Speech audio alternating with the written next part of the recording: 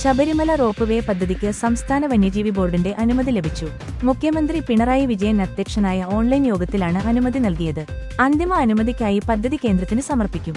പമ്പയിൽ നിന്നും സന്നിധാനത്തേക്കുള്ള ചരക്ക് നീക്കത്തിനും ആംബുലൻസ് സർവീസിനും റോപ്പ്വേ ഉപയോഗിക്കാനാകും.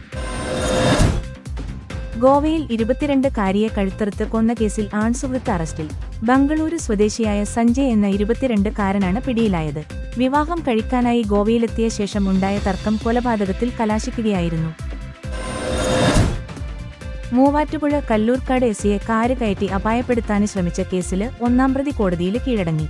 മൂവാറ്റുപുഴ സ്വദേശി മുഹമ്മദ് ഷെരീഫിനെ കോടതി 14 ദിവസത്തേക്ക് റിമാൻഡ് ചെയ്തു. രണ്ടാം പ്രതി തൊടുപുഴ സ്വദേശി ആഫീസ് ഇപ്പോഴും ഒളിവിലാണ്. സാഹസിക ദൗത്യത്തിനിടെ അമേരിക്കയിലെ ഡെമനാലി പർവ്വതത്തില് കുടുങ്ങിയ മലയാളി പർവ്വതാരോഹകന് ഷെയ്ഖ് ഹസന് ഖാന് സുരക്ഷിതമാക്കുന്നതിനാവശ്യമായ നടപടി സ്വീകരിക്കണമെന്ന് ആവശ്യപ്പെട്ട് മുഖ്യമന്ത്രി പിണറായി വിജയന് പ്രധാനമന്ത്രി നരേന്ദ്രമോദിക്ക് കത്തയച്ചു. കണ്ണൂരിൽ തെരുവുനായയുടെ കടിയേറ്റ 5 വയസ്സുകാരന് പേവിഷബാധ. തമിഴ്നാട് സ്വദേശികളുടെ കുട്ടിക്കാണ് പേവിഷബാധ സ്ഥിരീകരിച്ചത്. അതീവ ഗുരുതരാവസ്ഥയിലുള്ള കുട്ടി പരിയാരം ഗവൺമെന്റ് മെഡിക്കൽ കോളേജിലെ വെന്റിലേറ്ററിൽ ചികിത്സയിലാണ്.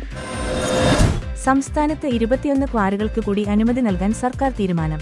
സംസ്ഥാന വന്യജീവി ബോർഡ് യോഗത്തിലാണ് തീരുമാനം. വിവിധ വന്യജീവി സങ്കേതങ്ങളുടെയും നിർദ്ദിഷ്ട ഇക്കോ സെൻസിറ്റീവ് സോണുകളുടെയും 10 കിലോമീറ്റർ ചുറ്റളവിലാണ് ക്വാറികൾ അനുവദിക്കുക. കൂടുതൽ ക്വാറികൾ അനുവദിക്കുക പാലക്കാട് ജില്ലയിലാണ്. പാലക്കാടും എറണാകുളത്തും 4 വീതം ക്വാറികൾ അനുവദിക്കാനാണ് സർക്കാർ തീരുമാനം. ഇതോടൊപ്പം തിരുവനന്തപുരം, മലപ്പുറം ജില്ലയിലും ക്വാറികൾ വരും. മറ്റ് ജില്ലകളിൽ ചെറിയ തോതിലുള്ള ക്വാറികൾ അനുവദിക്കാനും നിർദ്ദേശമുണ്ട്. വേശ്യാവൃത്തിയിൽ ഏർപ്പെട്ടെന്ന കേസിൽ 47 പ്രവാസി സ്ത്രീകള് ഒമാനിലെ അറസ്റ്റില്. റോയൽ ഒമാന് പോലീസ് ചൊവ്വാഴ്ചയാണ് ഇക്കാര്യം അറിയിച്ചത്.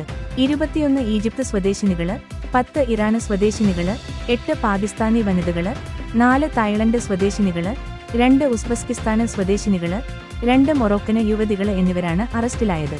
പിടിയിലായ സ്ത്രീകൾക്കെതിരായ നിയമ നടപടികൾ പുരോഗമിക്കുകയാണ്. ഇവരെ പബ്ലിക് പ്രോസിക്യൂഷന് കൈമാറും. News desk ZPO news.